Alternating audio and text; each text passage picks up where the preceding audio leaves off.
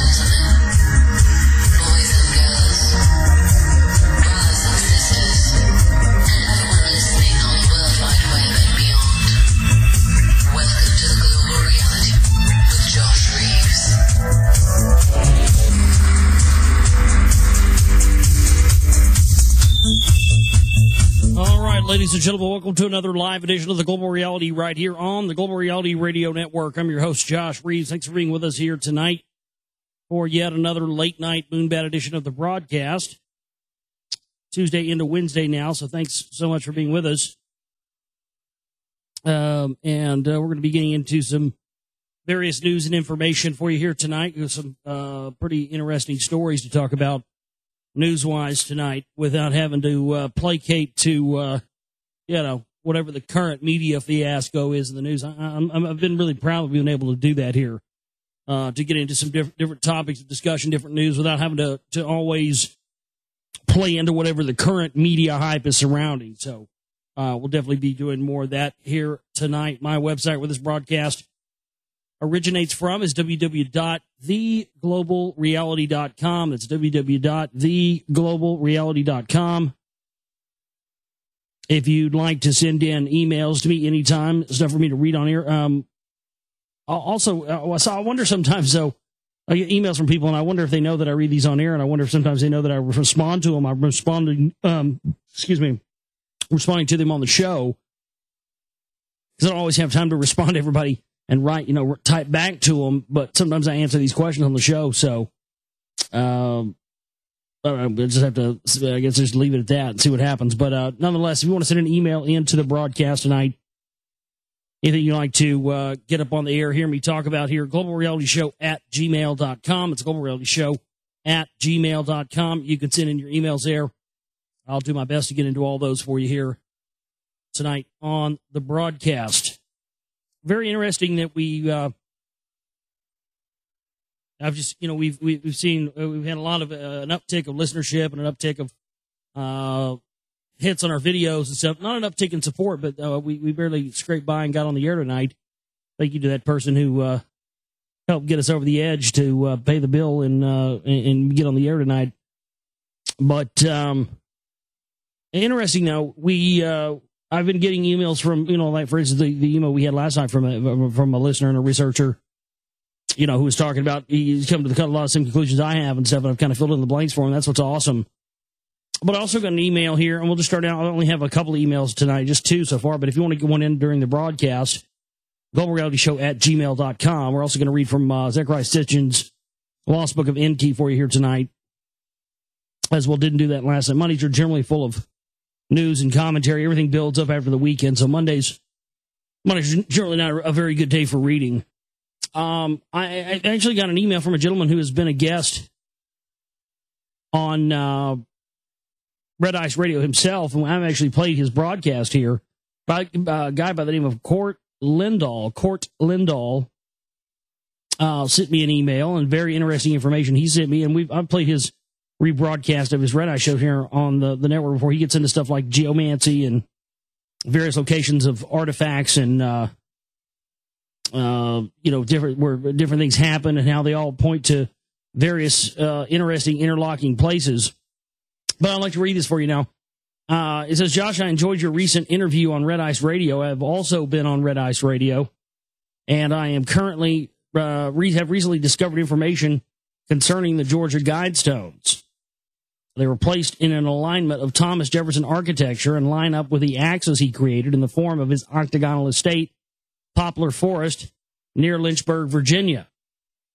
I've also completed a video about the architecture of I M Pei in Dallas, as well as the Trammell Crow building, which I promise will blow your mind if you watch it.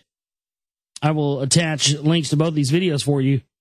I also have a blog about geomancy called survivalcell.blogspot.com. I especially enjoyed what you were saying on Red Ice Radio about the hidden cabal of people that control alternative media. I've run headlong into this obstacle several times. They absolutely do not want to hear what I am saying. I am the only person in the history of the world to note that the windrose markers in the obelisk at St. Peter's are an axis that points to places important to the Catholic faith. I mean, precisely right to important sites that are thousands of miles away, including the Dome of the Rock. I'm always available to speak to you. I have the Survival Cell channel on YouTube. Gracias for all the great work that you have done, Court Lindahl. I've got to get that guy on, man. I hadn't got a chance to watch all these videos yet. I'll link to one of them in the chat room. That should be able to point you in the direction of being able to find his YouTube channel. But I definitely I don't know if he listens to the show or not, but I'm definitely going to send him an email back and try to get him on. It sounds like he's got some interesting information, and watch a little bit of one of his videos, and there was some pretty awesome stuff in there. But the one interesting thing about it for me is that he's finding all these things that point to, again, the priest class, the custodians, the overlords. He's finding all these things that point in the direction of that, and also which would indicate high technology to be able to get those so precise over great distances before that kind of travel was possible, and those kind of tools and computers and that kind of stuff.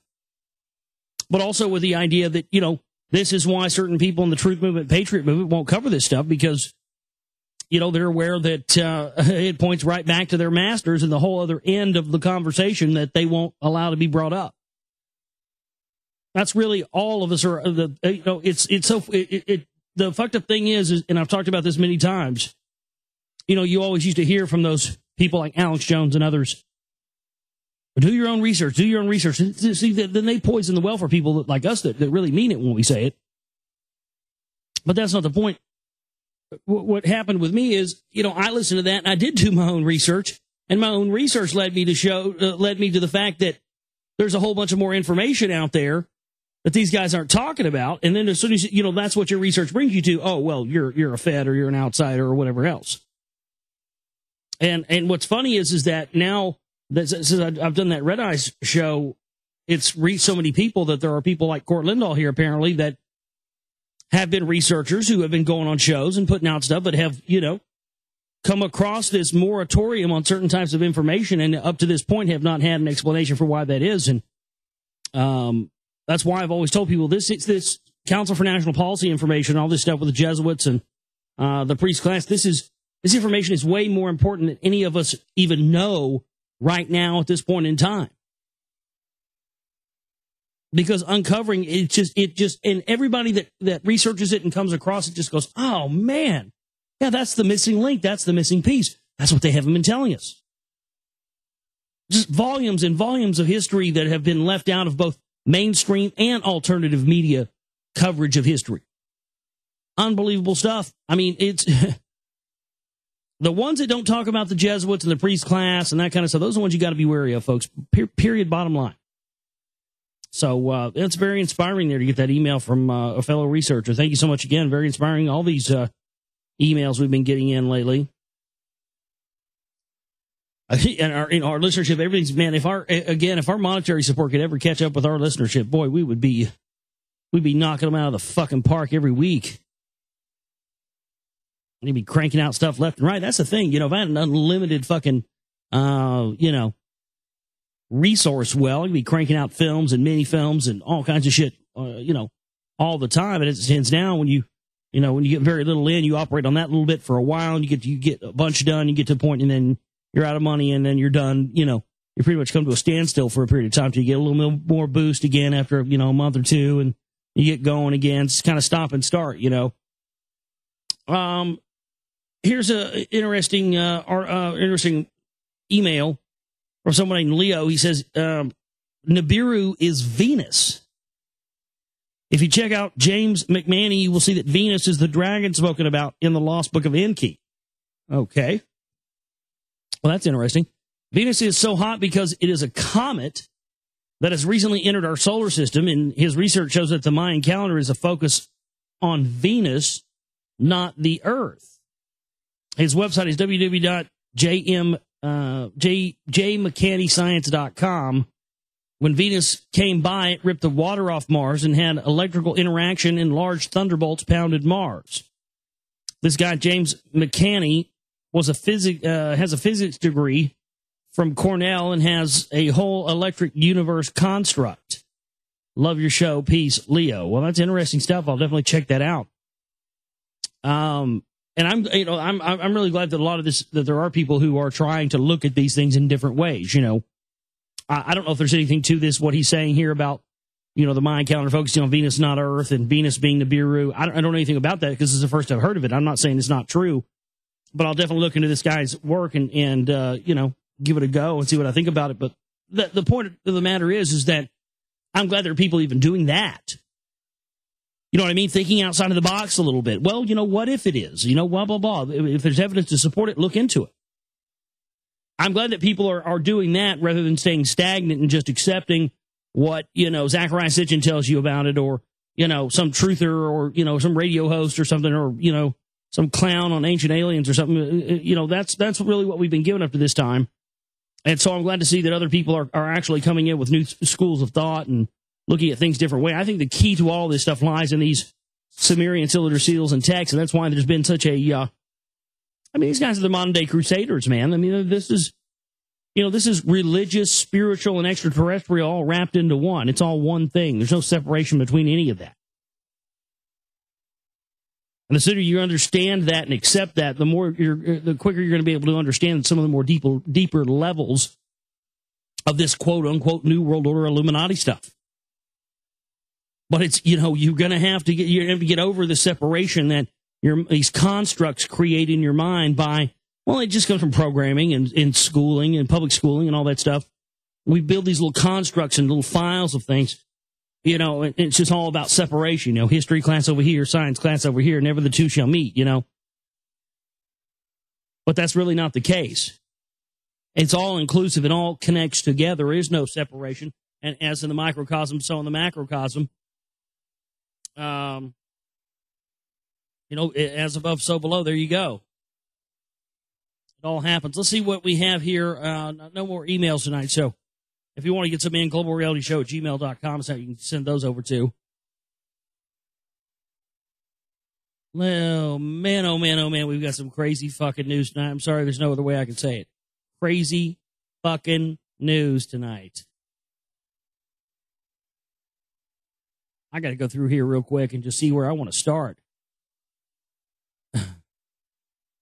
I mean, some of these are just, my goodness. You know, you see people, you see some of these websites like Alex Jones websites and different ones like them, both alternative media and mainstream media, and they just sensationalize everything. They sensationalize the names of the articles and the news and everything else. And I always had a real problem with that because it just seemed to me no better than what the mainstream media does. But some of these news titles tonight are just, you know, these aren't my titles. These are straight news, mainstream news titles.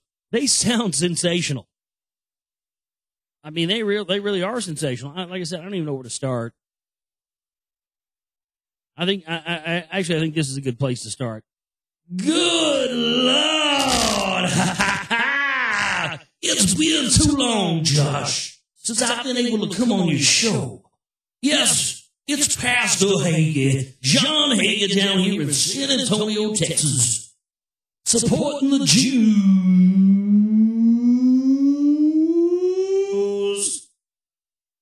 in everything they do and trying to tell people about the Lord. I don't even know what to say. Hagee you had a very interesting thing today that I saw here. I've got it on my stack. I guess I'll just go ahead and cover this. Do you know what article I'm talking about? Yeah, Josh, I know what you're talking about. I know what you're going to say right now, but just hear me out on this. I mean, no, there's no way you can talk your way out of this, dude. This is a rather strange article. Well, you know, I mean, come on, I mean, the Jews. I know what you're going to say. Oh, Jews this now. According to Pastor John Hagee, the U.S. military is no longer able to win wars because of Satan worship and increasing paganism in America. So all of you hippie, pagan, anti-war types out there, it's your goddamn fault that we can't win any fucking wars. Well, Josh, I couldn't agree with you more. Actually, I was being facetious there. No, but apparently, I guess that's what they're saying here. Hippie pagans, Satan worshipers are the reason America can't win a war. You can't win a war because, as Bill Hicks said, it's not a war. War is when you got two people fighting against each other. This is invasion, genocide, bloodshed. This is the new Crusades. These guys are crusaders, man. And that's at the deepest levels. That's why you find these crusaders attached to the truth movement, the patriot movement. You find their connections right there. Can you honestly, you honestly believe any researcher who for a minute is worth their weight in salt, that claims that they've researched and know all there is to know about this stuff, but yet can still claim to be a member of one of these known, phony, controlled, created religions that's been created by the hierarchy? I mean, just that from day one. Before I knew anything else, when I heard people like Alex, I'm a Christian. Oh, yeah. Like, buddy, obviously you haven't done your research, man. You're obviously not as informed as you think you are or say you are if you haven't found the source of it. At that time, I didn't know about the CMP and stuff yet, so my answer didn't come apparent until then. This is just unbelievable. Increased Satan worship and paganism in America is what's caused us to not be able to win wars. Not the fact that these wars are unwinnable, not the fact that they're not wars, not the fact that this is in bloodshed and blood sacrifice and ritualistic genocide in the name of God and the Jews and everything else, like fucking Hagee says. Like Dave Mustaine says in Holy Wars, killing for religion, something I can't understand. Yeah, I mean, who can't understand that? Killing for religion, that makes a whole lot of sense. Perry has, Rick Perry's response, Perry had a blah, blah, blah, whatever. Hagee, you're a fucking Zionist piece of shit, CMP cocksucker. Suck Satan's cock, Hagee. I'll be waiting for you down here, motherfucker. You know you got a place in hell, bitch. Oh yeah, you're my bitch, Hagee. I'll wait on that ass. The fire's getting hot, baby. Yeah. I mean, the guy preaches on a red carpet. That should have been your first fucking, should have been your first fucking clue right there. Goodness.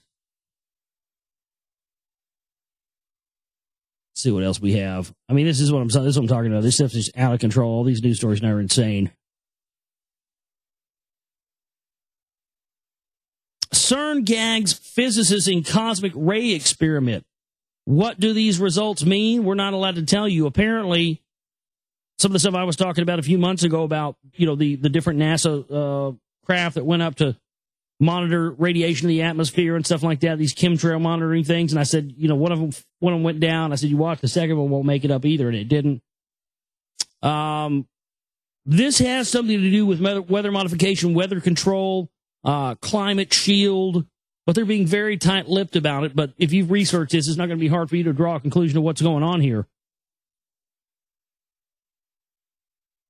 The chief of the world's leading physics lab at CERN in Geneva has prohibited scientists from drawing conclusions from a major experiment. Oh, and they call this the cloud experiment. Yeah, that's cute, guys. This is obviously chemtrail science going on here.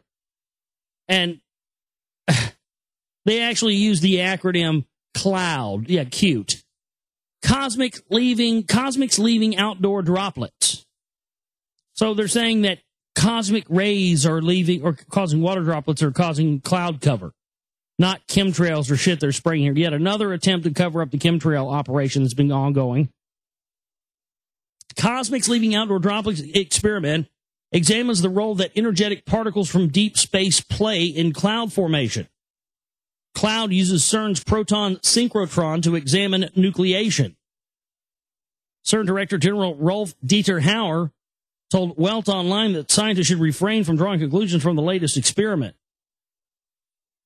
I've asked the colleagues to present the results clearly, but not to interpret them, reports veteran science editor Nigel Calder on his blog. Why?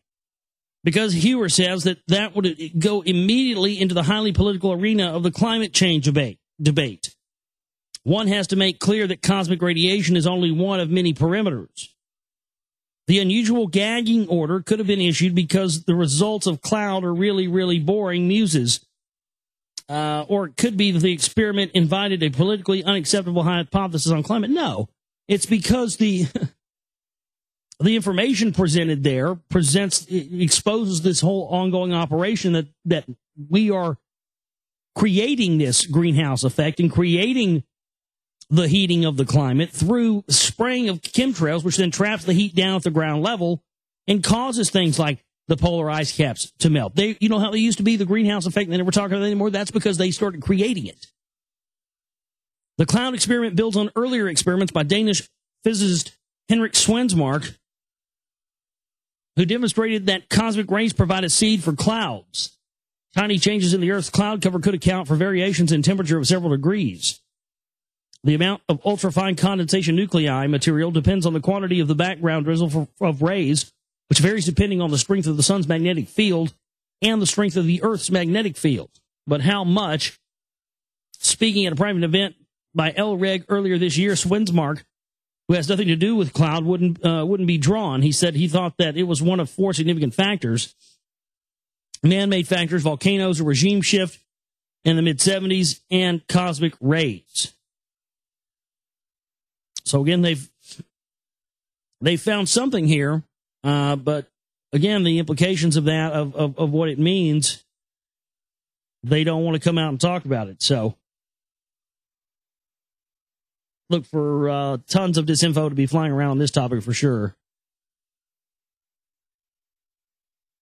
I haven't read this article yet. This could be total bullshit, but this is weird. This is just what we need. We've got this. The world's going to hell in a handbasket, and Bill Gates has nothing better to do than be a eugenicist and wipe out, third world populations across the world and try to invent some high tech toilet seat. I mean, my God, is that what we're doing?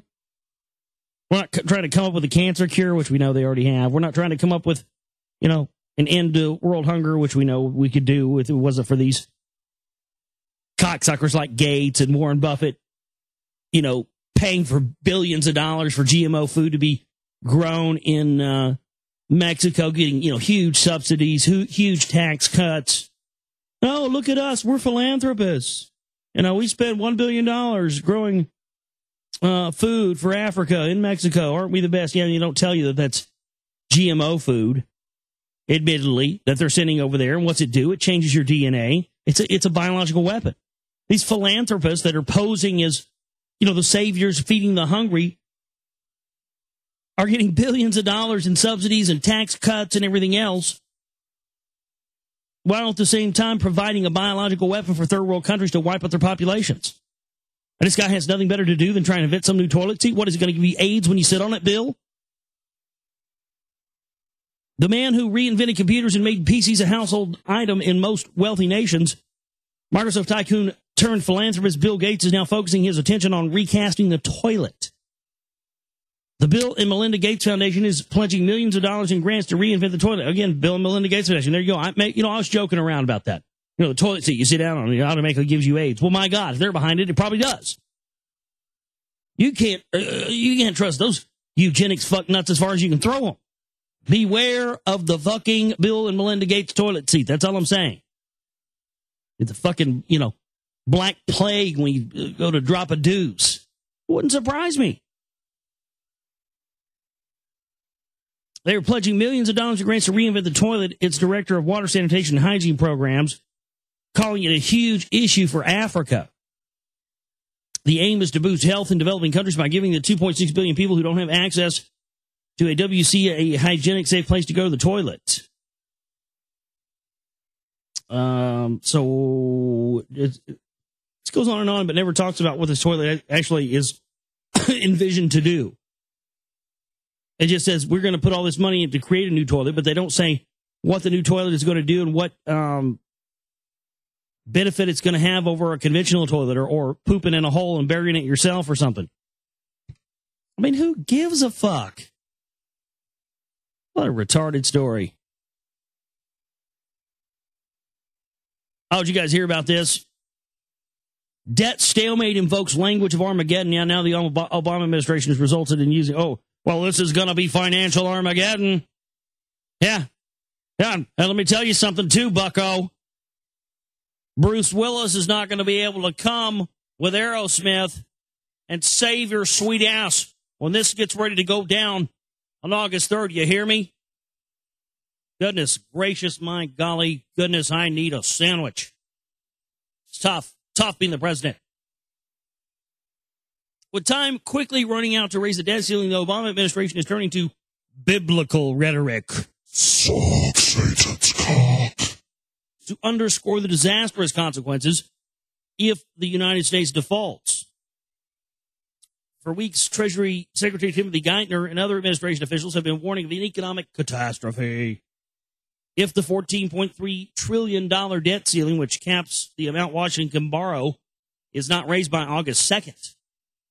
Merriam-Webster Dictionary defines catastrophe as a momentous tragic event ranging from the extreme misfortune to utter overthrow or ruin.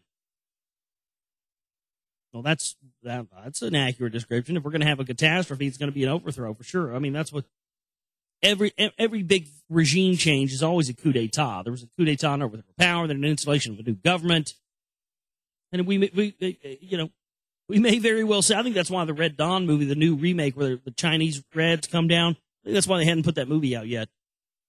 Maybe what's going to happen, I don't know.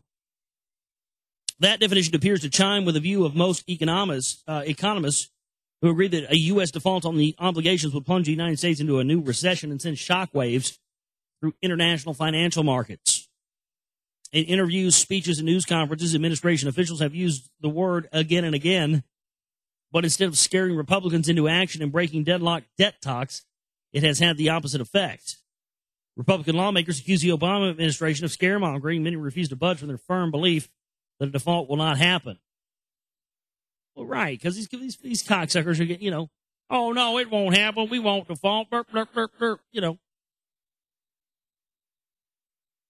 I just like the fact that they're pumping, that terminology around left and right every chance they get now.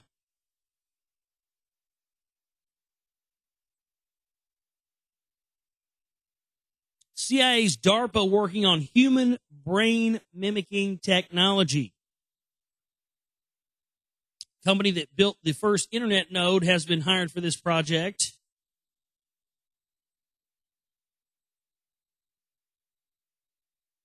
The company which built the first ever internet nodes back in the 1960s and which gave the world the @ symbol in email, among other things, has been hired by the U.S. intelligence community to work on technology which could mimic the brain's ability to make sense of large amounts of haphazard partial information. Back in the late 1960s, Boston-based BBN Technologies was hired by the U.S. Military Advanced Research Projects Agency, later renamed DARPA, to develop the first nodes of the ARPANET, which later became the Internet we all know and love. DARPA's various successes for the military over the last decade since have inspired the CIA and allied U.S. intelligence agencies to start up their own version of the famous bureau dubbed the Intelligence Advanced Research Projects Agency, or IARPA. Now, BBN these days, owned by U.S. arms giant Raytheon, says that it has won a $3 million deal from IARPA to explore how the brain processes massive amounts of fragmented data. The funding comes from IARPA's backronym-tastic Integrated Cognitive Neuroscience Architectures for Understanding Sense-Making program, or ICARUS. And Icarus, again, was the son of Vulcan. That's what these guys in the high, in the office of administration, they always call themselves the Vulcans. Brain mimicking tech. Yeah, this is for these massive supercomputer systems. They want to know how the brain is working so they can process information that fast and take over for the carbon-based life forms. I mean, done deal. Doesn't get any more in your face than that.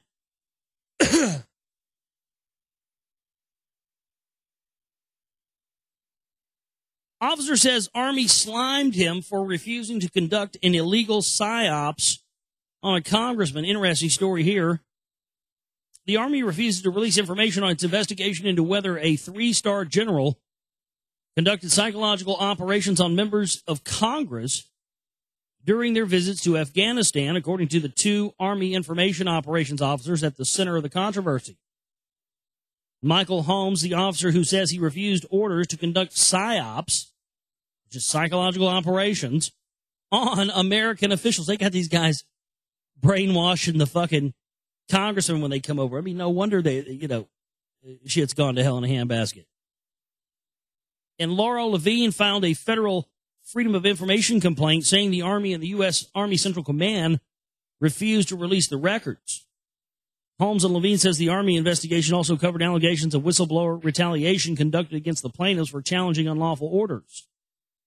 Rolling Stone magazine published an article in February this year alleging that the U.S. Army illegally ordered a team of soldiers specializing in psychological operations to manipulate visiting American senators into providing more troops and funding for the war.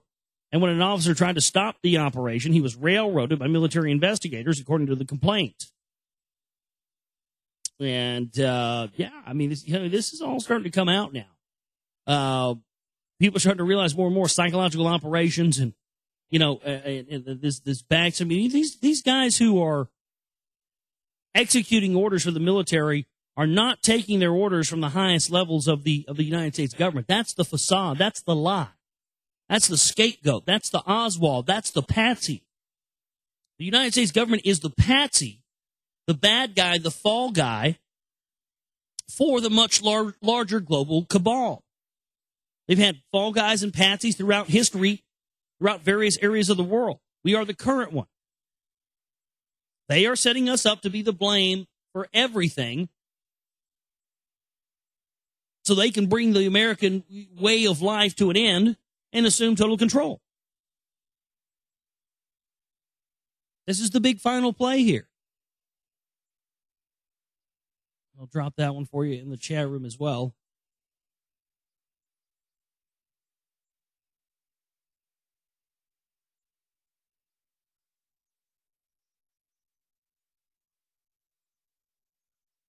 See what else we have here tonight.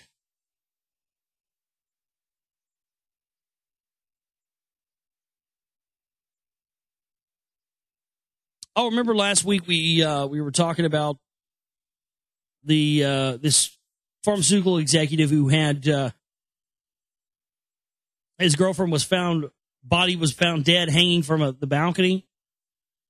I don't know what's going on with this man. This is very odd. Maybe this is a haunting. Maybe he's got a fucking this mansion's haunted. I don't know. The 6-year-old son of a pharmaceutical executive died Sunday after a fall at the historic Spreckles mansion. His father's girlfriend's body was found hanging Wednesday from a balcony at the home.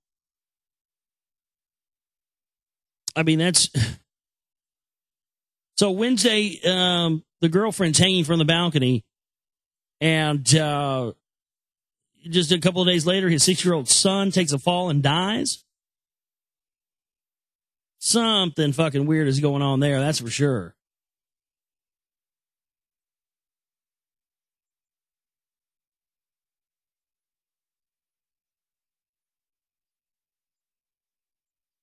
Deadly New Zealand earthquake uncovers Israeli spy ring. Amazing the things an earthquake will turn up sometimes, isn't it? A New Zealand newspaper group is reporting that the deadly February earthquake in Christchurch unearthed a suspected Israeli spy ring.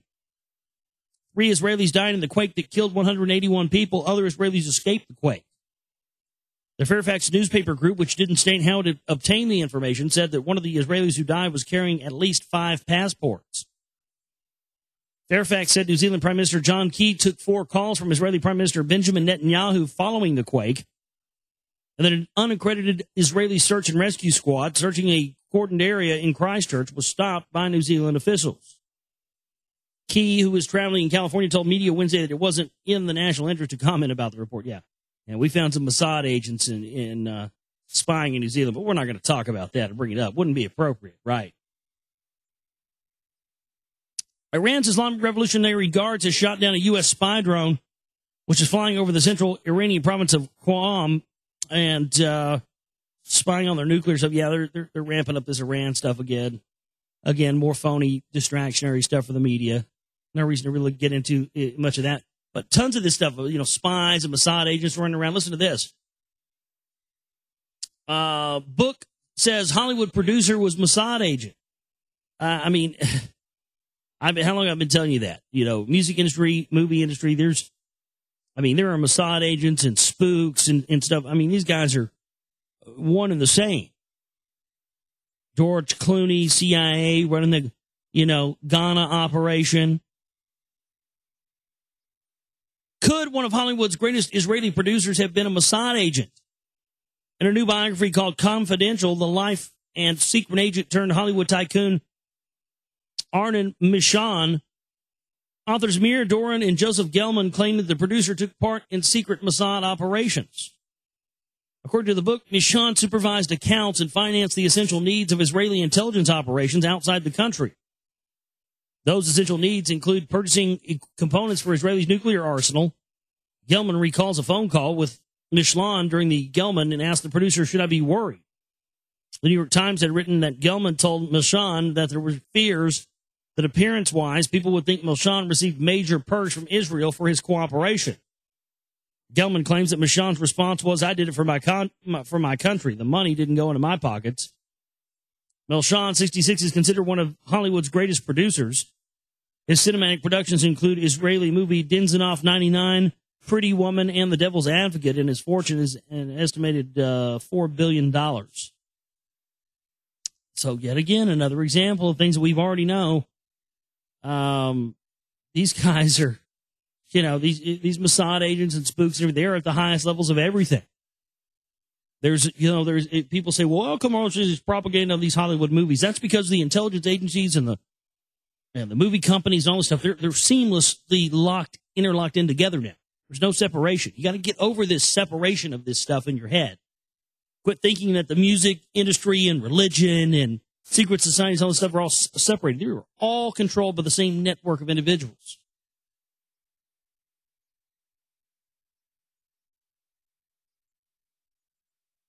You guys hear about this strange meditation video game that Deepak Chopra's coming out with? I don't know, man. This seems weird to me. We know that video games take your mind down into theta wave state, which leaves you wide open, very, very susceptible to mind control, very susceptible to any kind of control. I don't know. The idea of it just sounds weird, but I'll read the article. This is from the Associated Press. At the end of a long day, many gamers zone out by competing in online death matches, or they check out by escaping to virtual realms. Spiritual leader Deepak Chopra is hoping gamers will instead choose to chill out with Leela, his ambitious new effort to combine gaming and meditation. I personally believe that you can accelerate neural development and biological evolution through video games, said Chopra. Unfortunately, that's not what we're doing right now. What we're doing is creating addictions to violence, adrenaline, and mindlessness rather than mindfulness. But my thing is I'm aware of anything that says, you're going to have technology to meditate or meditation and gaming. That's just, never the two shall meet. Those should be very, gaming is great. Meditation is great. But meditation is about clearing your mind of everything. Everything. And working for years and years and years to clear your mind of everything so you become still so that you're not distracted. And just, the video game totally defeats the purpose of meditation. It's just, I don't know. Maybe some people get into it. Deepak Chopra's Leela from THQ Incorporated will use the Xbox 360 console's controller-free camera kinetic system to detect users' bodies and guide them through meditation exercises. 7 different interactive exercises based on the 7 chakras. The points along the body that Chopra says serve as energy centers, task players with moving their bodies to control graphics on screen set to a soothing soundtrack. The mini games increase in difficulty, but Leela places no importance on a final score, even finishing the exercise. Who knows? I mean, it's very strange to me, but knowing video gamers and what video gamers are into, I have a feeling that the Deepak Chopra meditation game is probably going to rank up there with the E.T. video game for Atari 2600. Probably going to be right up there with that. Oh, man. Nessie captured on film as this Alaska's own Loch Ness monster. You guys notice there's like monsters showing up everywhere now? We had the Lizard Man in South Carolina. Apparently they've got they got themselves a Nessie up there in Alaska, boy. A large creature 20 to 30 feet long with humps on its back moves menacingly through the waters of the Alaskan Bay. Filmed by a local fisherman in 2009, the unidentified creature has, of course, already drawn comparisons to Scotland's infamous Loch Ness Monster. Scientists, however, believe that the Alaskan creature could be a Cardibosaurus, a type of sea serpent that got its name from the Cadboro Bay in British Columbia, and is said to roam the North Pacific. But, I mean, two things, though. Number one, there are probably billions of species on this planet that we've never discovered, don't even know about. Number two, we don't know if any of this stuff is coming as a result of genetic manipulation or, any of this toxic waste or any of this other stuff that they've been dumping. I mean, remember the government admitted that they were dumping fucking nerve gas into the Atlantic Ocean a few years ago. There's no telling. I mean, people talk about chupacabras and lizard people. I mean, my God, with the stuff that we pumped into the environment, there's no telling what's been bred out there. Those crazy rod things that people see.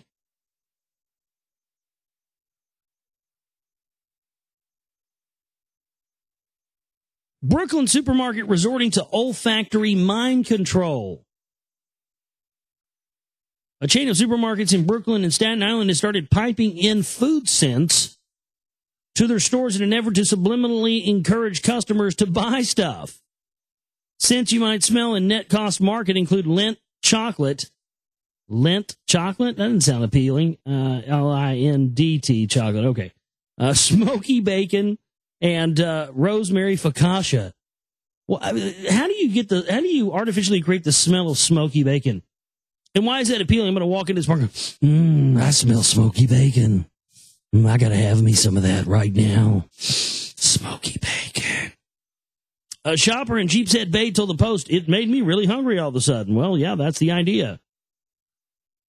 So they admit that they're using mind control by piping in smells and getting people to buy products. Oh, my goodness gracious. Out of control. Let me see what else we have here. Why Americans can't afford to eat healthy. The real reason Big Macs are cheaper than more nutritious alternatives is government subsidies. The easiest way to explain Gallup's discovery that millions of Americans are eating fewer fruits and vegetables than they ate last year is simply a crack a snarky joke about the Whole Foods really being whole paycheck. Rooted in the old limousine liberal iconography, the quip conjures the notion that only Birkenstock-wearing trust funders can afford to eat right in tough times. It seems a tidy explanation for a disturbing trend implying that healthy food is inherently more expensive and thus can only be for wealthy in-dive elitists when the economy falters. That's the haves and the have-nots, neo-feudalism. It's exactly what Zbigniew Brzezinski talked about in his book, Between Two Ages, The Rise of the Technotronic Era. He explains that thoroughly. And, of course, he was the campaign advisor for who? You guessed it. But the talking point's carefully crafted mix of faux populism and oversimplification seem a bit facile if the give explanation seems almost too perfectly sculpted for your local right-wing radio blowhard. That's because its dishonesty omits the most important part of the story. The part about how healthy food could easily be more affordable for everyone right now, if not for those ultimate elitists, agribusiness CEOs, their lobbyists, and the politicians they own. Hear to that. Can't argue with that one. As with most issues in this new Gilded Age, the tale of the American diet is a story of the worst form of corporatism, the kind whereby the government uses public money to protect private profit. In this chapter of that largely tragicomedy, lawmakers whose campaigns are underwritten by agribusiness have used billions of taxpayer dollars to subsidize those agribusinesses' specific commodities, corn, soybeans, wheat, etc., that are key ingredients of unhealthy food. Not surprisingly, the subsidies have manufactured a price inequality that helps junk food undersell nutritious but unsubsidized foods like fruits and vegetables. The end result is that recession-battered consumers are increasingly forced by economic circumstances to choose the lower-priced junk food that their taxes support. Corn, which is processed into the junk food staple corn syrup, and which feeds the livestock that produce meat, exemplifies the scheme. Over the past decade, the federal government has poured more than $50 billion into the corn industry, keeping prices for the crop artificially low.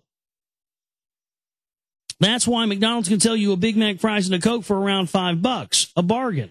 Yes, it is a bargain, but one created by deliberate government policy that serves the corn industry titans, not by any genetic advantage that makes corn derivatives automatically more affordable for the budget-strapped commoner.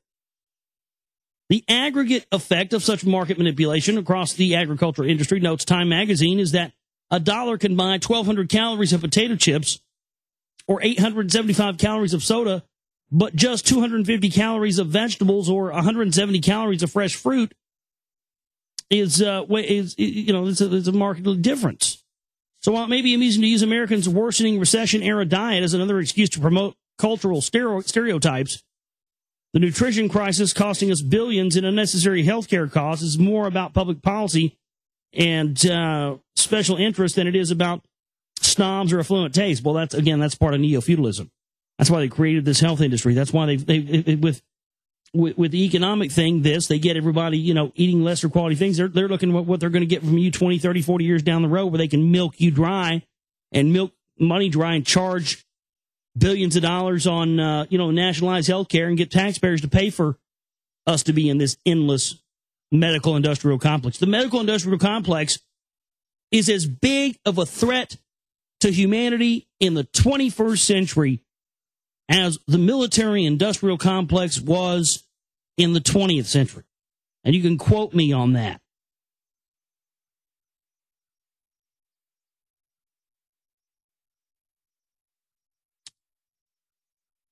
All right. Well, we're going to drop it there for now. Take a break, come back, and we'll see if we have any more news to get into tonight, and then we'll get into reading from the Lost Book of Inky for you here on the show tonight. Glad you could all stay up late with us tonight, folks. This is back here with you on the Global Reality, right here on the Global Reality Radio Network. I'm your host, Josh Reeves. We had some tech problems here, and that break, weird shit was firing off, and I don't know what was going on, so sorry about that, but everything seems to be working all right now. We're back here on the show. Thanks for joining us. My website where this broadcast originates from is www.theglobalreality.com. It's www.theglobalreality.com.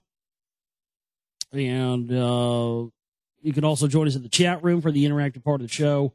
Interact with other people during the show there. Globalreality.com, theglobalreality.com chat room. Thanks to everybody hanging out in there tonight. We're going to be getting into the Lost Book of Inky in this chapter. I know roughly, as somebody said, I was on page 154, page 160. And all those seem to be pretty close. I don't really know. I'm reading some of this, and I feel like I've already read it. But I guess we'll just read it again here.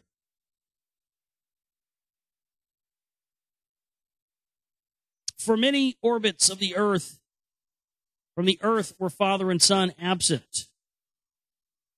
Oh, wait. Here we go. Now I figured out where we're at. Now this is the account of Sippar, the place of chariots in the Eden. And we've established that the Eden, E-D-I-N, is, of course, the Eden that we all are familiar with already. For many, this is the account of the Sippar, the place of the chariots in the Eden, and how the primitive workers were returned to Eden. So the primitive workers that were cast out of Eden were then returned to Eden. So this is where we're picking up tonight. For many circuits of the earth, from the earth were father and son absent. No plans were implemented on earth. And on Lamu, Mars, the Agigi workers were in turmoil. Enlil sent Anu secret words about his concern and beamed them from Nibiru to Anu. Enki and Marduk have gone to the moon. For countless orbits now they are staying. What they are doing is a mystery. What they are scheming is not known. Marduk has abandoned the way station on Lamu, on Mars. The Agigi are agog. By dust storms, the way station has been affected. What damage there is to us is not known. The place of the chariots in the Eden must be established. Therefrom, the gold can be carried directly from Earth to Nibiru. No way station on Mars shall henceforth be needed. The plan of Ninurta it is. Great matters, great understanding in these matters he has. Let him establish a place of the chariots near the bad Tibiara establishment. Let Ninurta be its first commander. Anu gave much consideration to the words of Enlil and said to him, Enki and Marduk are returning to the earth. What have they found out about the moon? From the moon, Enki and Marduk departed and returned to earth. Of the conditions there, they gave an account. A way station is unfeasible now, they reported. Let the place of the chariots be built, Anu was saying. Let Marduk be its commander, Enki was saying to Anu. The task is set aside for Ninurta, Enlil was shouting angrily.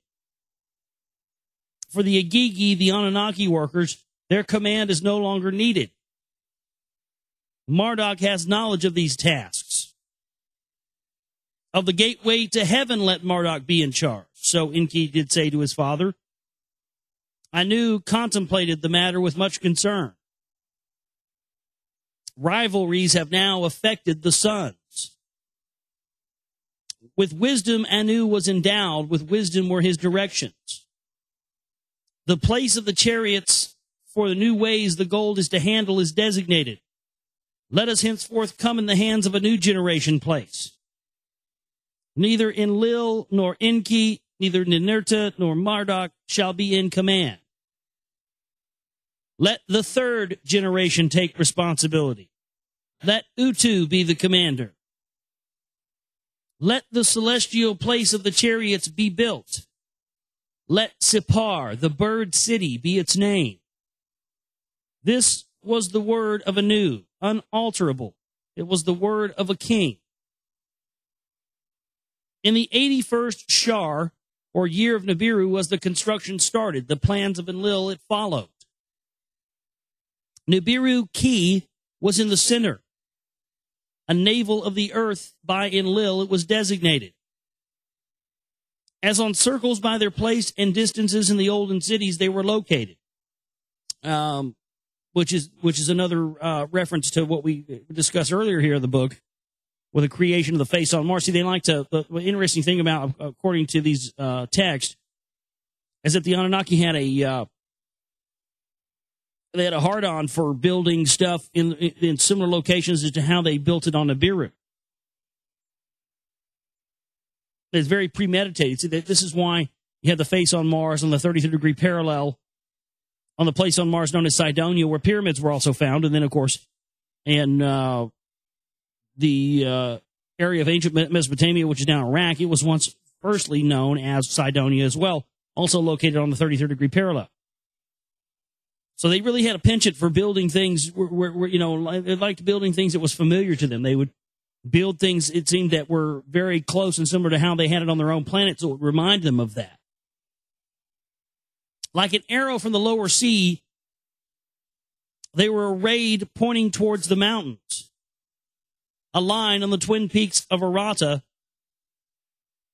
to the skies in the north reaching, he drew. Where the pointing arrow, the Arata line intersected. The place for Sipar, the earth's place of the chariots, he marked out. To it the arrow directly led from Nibiru Key by an equal circle, precisely located. Ingenious was the plan. By its precision, all were made to wonder. In the 82nd Shar, the construction of Sipar was completed. To the Hiru Utu of Enlil, the grandson, its command was given. An eagle's helmet was fashioned for him, and with eagle's wings he was decorated. It was the first chariot from Nibiru to come directly from Sipar, and Anu was traveling there as well. To view for himself the installations that he desired, and to marvel at what was attained that he wanted. For the occasion, the Agigi by Marduk commanded from Mars to come to Earth. From the landing place from the Abzu, the Anunnaki were assembled. There was backslapping and hailing, a feast and a celebration. For Anu, Mana, Enlil's granddaughter, singing and dancing presented. With affection, Anu kissed her. Anu-Nitu, Anu's beloved, he fondly called her. Before departing, Anu assembled the heroes and the heroines. A new era has begun, he was saying to them. Supplied directly with the golden salvation, forthcoming is the end of our toil. Once enough gold for protecting has been piled in storage on Nibiru, the toil on earth can be diminished. Heroes and heroines can return to Nibiru. Thus did Anu the king promise the assembled and extend a great hope for the future to them. A few more shars of toil and homeward bound they shall be. With much pomp did Anu to Nibiru soar back. Gold, pure gold, with him was carried. His new task, Utu, with cherish performed. Ninurta of Bad Tibara retained command. Marduk did not return to Lamu with his father. Over the lands he wished to roam in his skyship to comprehend the earth. So he just said, fuck it, I'm not going back. I'm going to fly around earth and see if I can go set myself up as a god somewhere, you know. I'll find myself a fucking primitive people, give them technology, give them some little knowledge, have sex with their daughters, and set myself up as a god. Fuck, I got things to do. I'm out. Sounds like that's exactly what these guys did, right? Of the Agigi, some on Mars and some on Earth, Utu was made the commander of. Anu returned to Nibiru. He had great expectations of the leaders on Earth. With renewed vigor, they returned to their labor. Gold began to quickly amass, and thereby the Anunnaki believed they were going to be homeward bound quicker. It says gold, it just, words it in a weird way, but that's what they're saying. That, alas, was not what came to pass. And the Abzu relief, not continued toil, was the Anunnaki's expectation. Now that the earthlings are proliferating, let them provide the labor. So were the Anunnaki and the Abzu saying. In the Eden, the tasks were greater. More abodes, more provisions were required. For primitive workers, to the Abzu, they were confined. In the Eden, the heroes clamored.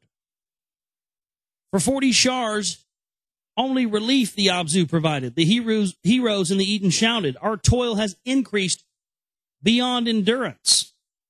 Let us have the workers too. While Enlil and Enki were debating the matter, Ninurta took the decision into his own hands. With 50 heroes, he led an expedition to the Abzu. They were armed with weapons. In the forests and the steppes of the Abzu, they chased the earthlings. They captured them with nets, male and female, and brought them to the Eden. They made them do all manner of chores in the orchids in the cities and trained them. Enlil was angered by these doings. Enlil was enraged. My expelling of Adamu and Tiamat, Adam and Eve, you have overturned. So Enlil said to Ninurta, let the mutiny once in the Abzu occurring not in the Eden be repeated. With the earthlings in the Eden, the heroes have been calmed. A few more shars, it will no longer matter, Enlil said to Ninurta. Enlil was not appeased with the grumbling. He said, let it so be, to his son. Let the gold pile up quickly. Let us all soon return to Nibiru. In the Eden, the Anunnaki and the earthlings were observing the earthlings with admiration. They possessed intelligence, and of commands they had understanding. They took over all manner of chores, unclothed they were for the tasks that they were performing. Males with females among them were constantly mating, and quick were their proliferations. They're just, doing work and fucking and doing work and fucking. Sounds familiar, doesn't it? That's what they get us to do. Go to work, fuck, go to work, fuck, go to work, fuck, go to work, fuck. No wonder that's all we do. In one shar, sometimes 4, sometimes more were their generations. As the earthlings grew in numbers, the workers that the Anunnaki had with the food, the Anunnaki were not satiated. In the cities and in the orchard, in the valleys and in the hills, the earthlings for food were constantly foraging. In those days, grains had not yet been brought forth. There was no ewe, a lamb had not been fashioned yet. So they're basically saying here that they were genetically responsible for creating, the animals that we use for food. That's an interesting thought. About these matters, Enlil was saying angry words to Enki. By your doings, confusion was created. You must devise a salvation. So that stops there. Now, this is the account of how civilized man was brought about. Now, this is going to get really juicy and interesting here, folks. How by a secret of Enki, Adapa and Titi in the Eden were brought forth. By the proliferation of the earthlings, Enki was pleased. He was also worried. The lot of the Anunnaki was greatly eased. Their discontent was diminished. By the proliferation, the Anunnaki shunned the toil. The workers were becoming serfs. For 7 shars, the Anunnaki's lot was greatly eased. Diminished was their discontent. By the proliferation of the earthlings and how fast they were growing, the food was insufficient. In 3 more shars of fish and fowl, there was a shortage. What by itself grows, Anunnaki and earthlings did not satiate. In his heart, Enki was scheming a new undertaking to create a civilized mankind that he had conceived in his heart. Grains that are sown by them be cultivated. Ewes that become sheep, let them shepherd. In his heart, Enki was scheming a great undertaking and contemplating how to attain it. The primitive workers in the Abzu he observed for this scheme. The earthlings in the Eden, in the cities, and in the orchards he considered. What for the tasks made them suited? By what life essence has not been combined? The offspring of the earthlings he observed. An alarming matter he noticed. By their repeated copulations back toward their wild forebears, they were degraded. So they're de-evolving with each successive generation. Enki looked about the marshlands. He sailed on the rivers and observed. It was only him and his vizier who kept secrets. On the river's bank, bathing and frolicking earthlings, he noticed. 2 females among them were wild with beauty. Firm were their breasts. The sight that the phallus of Enki caused to water, their sight caused the phallus of Enki to water. That's some funny shit, dude. I told you guys. 5,000-year-old alien porn is just great. So he rolls up and sees these chicks and their tits out bathing in the water, and he just nuts himself right there. I mean, that's what it says. He saw him, was like, just auto rubbed one out just right there, dude. Their sight caused the phallus of Enki to water. I want to hear. I'd like to hear Captain Kirk say that line. The sight caused the phallus of Enki to water. A burning desire he had. Shall I not kiss the young ones? Enki was asking. I will row the boat for you to kiss the young ones, Izimud said to Enki. Enki stepped onto dry land. A young one, Enki called to him, a tree from the fruit she offered him. Enki bent down to the young one and embraced her and kissed her lips. Lips, sweet were her lips, firm with ripeness were her breasts. Into her womb he poured his semen. In a mating he knew her. Into her womb she took the holy semen. By the semen of the Lord Enki she was impregnated. The second young one called to him. She offered him berries from the field. Enki bent down and embraced her and kissed her on the lips. Sweet were her lips, firm with ripeness were her breasts. This guy didn't waste any time, man. He rolls up, sees him, kisses on the lips, and just proceeds to pouring the semen. Not squirting it or spurting it, just straight pouring it, as if Enki's just rolling around with like pitchers full of sperm, dude. Here, I'm going to pour this shit in you, girl. Bend over. I mean, that's fucking dirty. Into her womb he poured his semen. In a mating he knew her. Into her womb she took the holy semen. By the semen of the Lord Enki she was impregnated. Stay with the young ones and ascertain whether or not their pregnancies come about, Enki said to Vizier. Izimud sat down by the young ones. By the 4th count, their bulges appeared. By the 10th count, the 9th having been completed, the first young one squatted and gave birth. By her, a male child was born. The second young one squatted and gave birth. By her, a female child was born. At dawn and dusk, on the same day, the two were born. So one was born at dawn, the other at dusk. The gracious ones, dawn and dusk, thereafter in legends they were known. In the 93rd shard, the 2 that were fathered by Enki were born in the Eden. Word of the births Izimud quickly brought to Enki. By their births, Enki was ecstatic.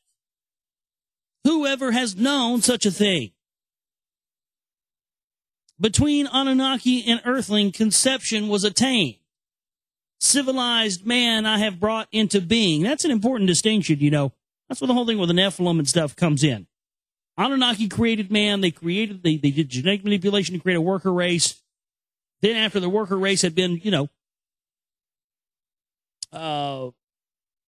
basically multiplying itself, Enki steps in, gets 2 of these pregnant, and then that's where you had the first real crossbreeding come in. A lot of people forget that. It seems that, according to the Anunnaki, we're a result of not just a genetic creation, but then a crossbreeding between them after the creation took place. A lot of times people leave that out. I think that's a very, very important thing to understand. It's not just that they created us through genetic manipulation. Once they created us, they had sex with us and made a crossbreed. Civilized man I have brought into being. Enki gave instructions to Izimud. A secret my deed must remain. Let the newborns be suckled by their mothers. Therefore, after that, bring them into my household. Among the bulrushes and reed baskets I have found them. Thus to all you will say, by their mothers, the newborns they were suckled and nurtured. To Enki's household in the Ridu, Izmid brought the children. Ninki took the foundlings took a liking to the foundlings as her own children and raised them. Adapa, the foundling, the boy she called, Titi, one with life, the girl she named. Unlike all other earthling children, the twosome were. Slower to grow up than earthlings they were, much quicker in understanding. They were endowed with intelligence. They were capable of speaking with words. Beautiful and pleasant was the girl, and her hands were greatly dexterous. Ninki, the spouse of Enki, to Titi took a liking. All manner of crafts to her she was teaching. To Adapa, Enki himself gave the teachings. How to keep records he was instructing him in. The achievements with pride Enki to Izimid was showing. A civilized man I have brought forth. A new kind of earthling from my seed has been created in my image and after my likeness. There you go. Man was created in God's image. There you go. From seed, they will grow food. From ewes and sheep, they will shepherd. Anunnaki and earthlings henceforth shall all be satiated. Enki sent word to Enlil, and from Nibiru to the Eridu, Enlil came. In the wilderness, a new kind of earthling has come forth, to Enlil, Enki was saying. Quick of learning they are, knowledge and craftwork to them can be taught.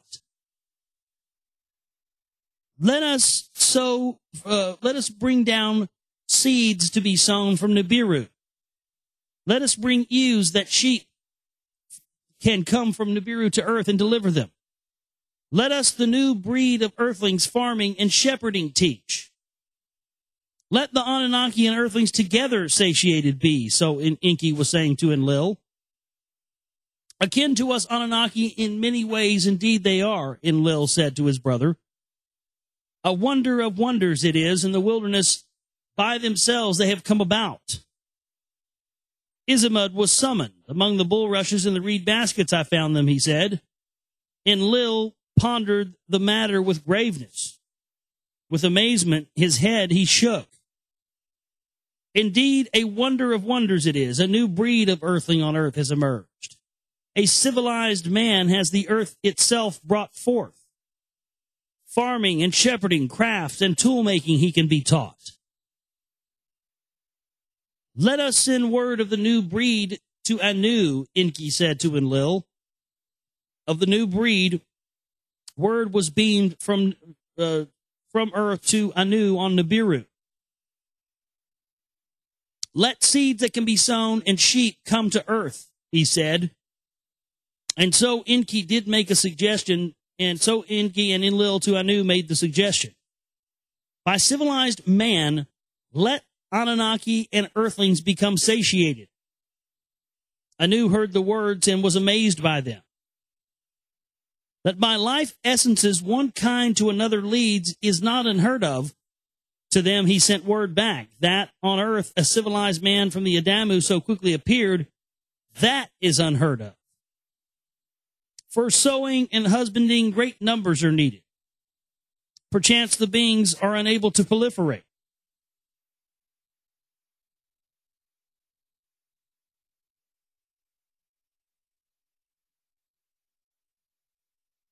Did I lose my spot? No, I didn't. It just scrolled down too far. Give me just a second.